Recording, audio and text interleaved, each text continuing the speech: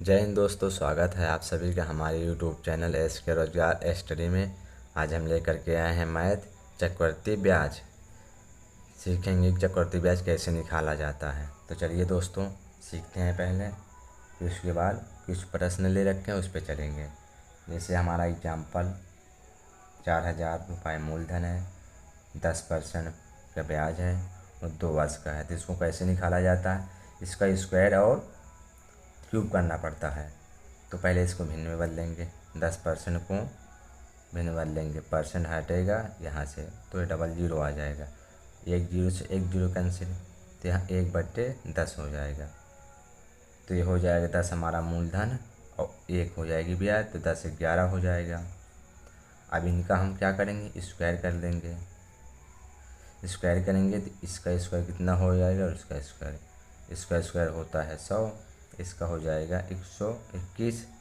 अब ये हमारा मूलधन रहा और ये हमारा मिश्र धन रहा। और इसके बीच का अंतर क्या होता है, बीच का अंतर होता है चक्रवृद्धि ब्याज। इसका बीच का अंतर कितना है, 21 है। इन दोनों के बीच का अंतर 21 है। हमारे अब क्या दिया रखा है, हमें मूलधन ही रखा है, तो मूलधन की वैल्यू मूलधन के बराबर रखेंगे। जैसे मूलधन हमारा दे रखा है 4,000, 4,000 दे रखा है, 4,000 दे रखा है। तो ये कितने गुना है, यहाँ से देखा जाए तो हमारे 40 गुना है, 40 गुना है। अगर हमें ब्याज पूछा होता तो हम ब्याज को 40 गुना करते हैं। 40 गुना करेंगे कितना हो जाएगा, 21 चौक 84, 840 हो जाएगा। अगर इसका पूछता, मिश्र धन पूछता, तो मिश्र धन का गुणा करते हैं 40 से, तो इसको हम 40 से गुणा कराते हैं। तो 40 से अगर इसका गुणा कराएंगे, एक जीरो लगेगा, 4 एकम 4, 4 दूनी 8, 4 एकम 4, तो ये हो जाएगा हमारा 4840 हो जाएगा। ये हो गया मिश्र धन और ये हो गया हमारा ब्याज, ये हो गया हमारा मूलधन। ये दे रखा था मूलधन।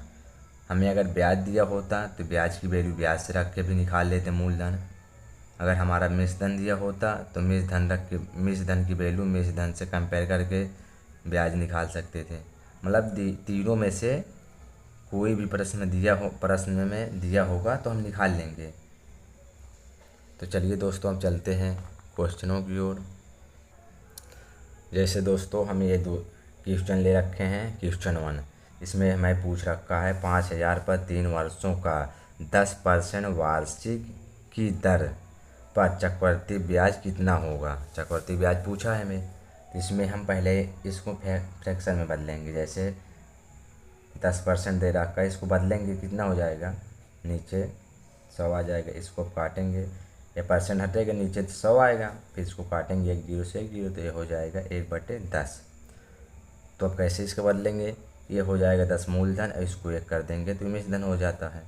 तो हमारा 10 इधर हो जाएगा 11। अब क्या दे रखा है, 3 वर्ष दे रखा है। 3 वर्ष के लिए हम क्या करेंगे, क्यूब करेंगे। तो इनका हम क्यूब कर देते हैं।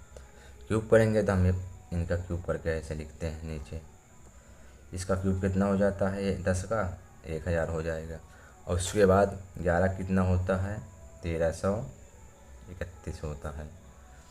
अब इसकी वैल्यू हमें दे रखी है, इसकी वैल्यू हमें दे रखी है, यहाँ पे कितना 5,000 दे रखा है।